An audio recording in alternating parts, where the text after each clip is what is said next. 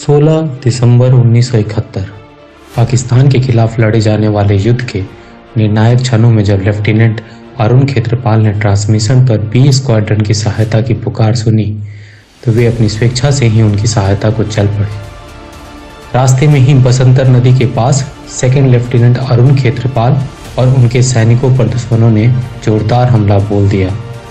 समय बहुत कम था और बी स्क्वाड्रन सेक्टर में गंभीर स्थिति विकसित हो रही थी। लेफ्टिनेंट अरुण खेत्रपाल ने अदम्य साहस का परिचय देते हुए दुश्मन के मजबूत बिंदुओं पर तब तक हमला करना जारी रखा जब तक कि दुश्मनों पर काबू नहीं पा लिया गया।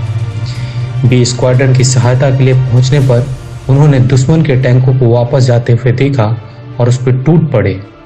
पाकिस्तानियों ने इस हमले से उबरते हुए दोबारा जोरदार हमला बोला।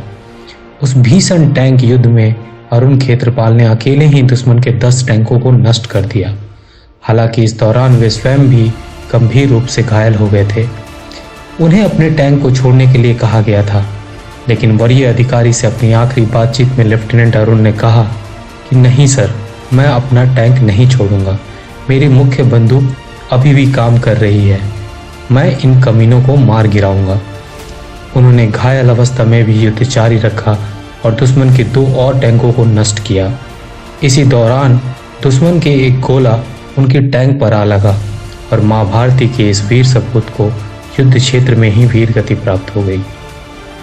उनकी वीरता की प्रशंसा करते हुए पाकिस्तानी ब्रिगेडियर ने कहा था कि उन्होंने चीते की तरह लड़ते हुए अकेले अपने दम पर बसंतर के युद्ध का रुख मोड़ दिया था।